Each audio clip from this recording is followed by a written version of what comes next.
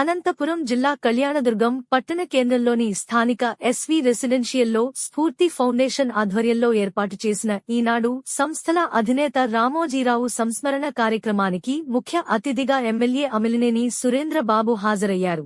ముందుగా ఆయన చిత్రపటానికి పూలమాలలు వేసి ఘన నివాళులర్పించారు. సామాజిక పత్రికా రంగాల్లోనే కాకుండా వివిధ రంగాల్లోనూ అగ్రగామిగా ఎదిగిన రామోజీరావు గొప్పదనాన్ని వక్తలు కొనియాడారు. ఆయన ఆశయాలను కొనసాగిద్దామన్నారు. ఎంతో మందికి స్ఫూర్తిదాయకం అని కొనియాడారు.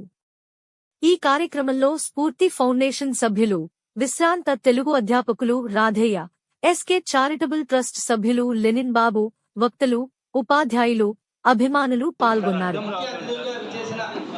మన కళ్యాణదుర్గం శాసనసభ్యులు శ్రీ అమిలినేని సురేంద్రబాబు అన్న గారికి ప్రత్యేకంగా స్ఫూర్తి ఫౌండేషన్ తరఫున ఇక్కడకు ఇచ్చేసిన ఉద్యోగులు, ఉపాధ్యాయులు, వివిధ ఇప్పుడు ఇక అన్న మాట్లాడడానికంటే ముందు లెనిన్ సార్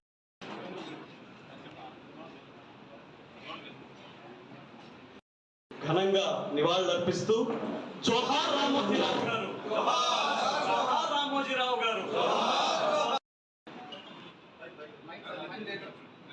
బిడ్డలను ఎవరో తలుచుకుంటారు. మరి సంస్మరణ ఏంటంటే ఆయన చేసిన కార్యానికి మన రామోజీరావు గారి సంస్కరణ సభ జరగడం నాకు ఉదయం తెలిసింది. ఏదేమైనా కూడా ఖచ్చితంగా వస్తాను. రామోజీరావు గారు మంచి స్ఫూర్తి. ఆయన ఏదైతే ఉన్నారో పత్రికా రంగం కావచ్చు, ఇతర రంగాల్లో కూడా, అన్ని రంగాల్లో కూడా ఆయన ఆదర్శ ప్రియుడు. ఎందుకంటే క్రమశిక్షణలో ఆయనకు ఆయనే చాటి. నాకు ఈనాడులో ఉన్న ముఖ్యమైన వ్యక్తి ఎప్పుడు కూడా డిఎన్ ప్రసాద్ గారు ఉన్నారు. నాకు మంచి స్నేహితుడు. ఆయన ఎప్పుడూ చెప్పేవాడు రామోజీరావు గారి గురించి, నువ్వు రా తమ్ముడు, నేను పరిచయం చేస్తా, బాగా రిసీవ్ చేసుకుంటాడు మీ లాంటి వాళ్ళని. ఖచ్చితంగా మంచివాడు, అన్ని విధాలు కూడా గొప్పవాడు అని చెప్పేవాడు. కానీ మనం ఎప్పుడు కూడా అక్కడికి వెళ్ళలేకపోయాం. కానీ రామోజీరావు గారి గురించి మనం చాలా తెలుసుకోవాల్సిన అంశాలు చాలా ఉన్నాయి. ముఖ్యంగా ఆయన చేసే సేవా కార్యక్రమాలు కూడా ఇతర రాష్ట్రాల్లో కూడా ఎక్కడైనా వరదలు వస్తే, ఇంకో చోటు వస్తే ఈనాడు గ్రూప్ కానీ, ఈనాడుకు సంబంధించిన రామోజీరావు గారు వారు సేవా కార్యక్రమాలు అన్ని విధాలు కూడా పాల్గొంటున్నారు. అలాగే రాజకీయ రంగంలో ఏదైనా చైతన్యం తేవాలంటే ఈనాడు పేపర్ ద్వారా, ఈటీవీ ద్వారానే వచ్చేది. ముఖ్యంగా ఈనాడు పేపర్ ఒకసారి మీరు గమనించండి, ఎన్టీ రామారావు గారిని ముఖ్యమంత్రి చేసింది ఈనాడు పేపరే. అలాగే మరి చంద్రబాబు నాయుడు గారిని ముఖ్యమంత్రి చేసింది కూడా ఈనాడు పేపరే. రాజశేఖర రెడ్డి గారిని పాదయాత్రలో ఒక గొప్ప నాయకుడిగా చూపిస్తూ ఆయన ముఖ్యమంత్రిని చేసింది కూడా ఈనాడు పేపరే. మరి ఏదైతే ఉందో మన చంద్రబాబు నాయుడు గారు ఖచ్చితంగా ఆయనకు బీటీపీ గురించి తెలియజేశారని తెలిసింది. ఖచ్చితంగా అదొక మనం అదృష్టంగా భావించాలి. నేను ఆయనతో కూడా కలిసి చెప్పాను, అన్నా మీరు మా ప్రాంతానికి రావాలి, మా ప్రాంతం చూడాలి.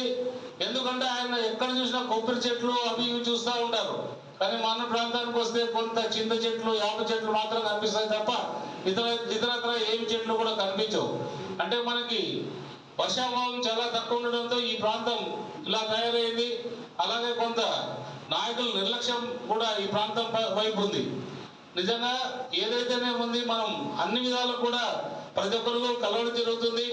ఇవన్నీ కూడా వాళ్ళకి రిప్రజెంటేషన్స్ ఇస్తున్నాం ప్రతి ఒక్కరు కూడా. ఎందుకంటే ఈరోజు రిప్రజెంటేషన్స్ ఇస్తే మనకు రాబోయే కాలంలో కనీసం కన్సిడర్ చేస్తారు. ఎందుకంటే ఇప్పుడు అన్నీ కూడా తయారయ్యే వాళ్ళు ఢిల్లీకి పంపుతున్నారు.